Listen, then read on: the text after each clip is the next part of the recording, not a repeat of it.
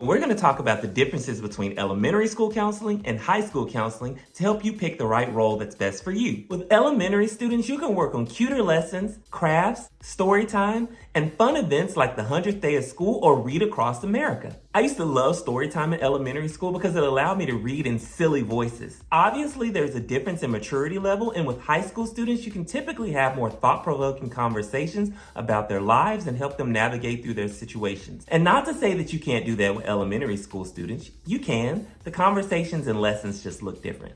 I found it to be successful to have conversations with elementary students about life through the use of stories, characters, and books. So now let's talk about the focus of counseling. In elementary school students, you typically focus on executive functioning skills like self-regulation, managing strong emotions and impulse control, attention supporting them with their focus, task initiation helping them start tasks that they prefer not to do, organization, maintaining materials at home and at school, and planning, goal setting, and motivation. These skills serve as a foundation for their education. Typically with younger students, especially in kindergarten, you're teaching them how to come to school and how to be successful, including active listening, social skills, and helping them understand how to get along with other people.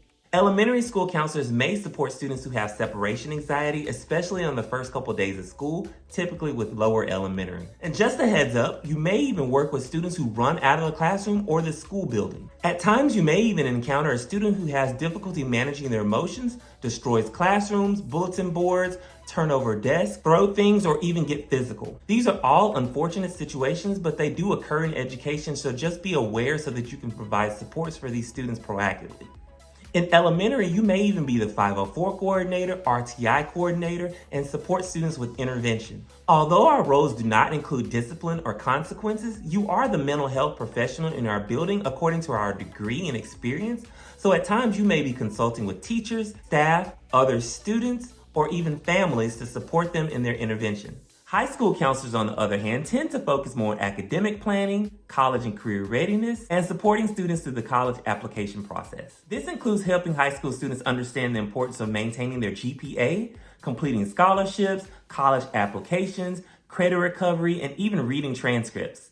You'll also need to become more familiar with dual credit classes, AP classes, SAT and ACT prep, end of course exams, and writing letters of recommendation for college. And as far as socially, these high school students still need support with maintaining healthy relationships, their mental health, and decision making, for example. It's rare that high school counselors teach classroom counseling lessons. You'll just have to find creative ways to meet the needs of your students and share Tier 1 SEL lessons with them. Another major difference is that elementary school counselors may meet with their students more frequently than high school counselors do. This could include small groups, classroom counseling lessons on a weekly or monthly basis, and individual counseling sessions, depending on the needs of your students, school, and your families. While high school counselors may see their students less frequently, such as once per semester or on a case-by-case or needed basis. This may feel impersonal, but it really depends on how you develop relationships with your students. In high school, it is possible to do small groups and individual sessions with students, but you have to make way for their schedule and not take them out of their core content classes because they need this for their diploma in order to graduate. And again, it is rare to do classroom counseling lessons in high school, but you may do whole group assemblies depending on the need of what you need to present. Typically in high school, you may work with a team of counselors depending on how you split your caseload. That could look like alphabetical split by last name. Some high school counselors even do specific grade levels like a 9th grade counselor or a 12th grade counselor.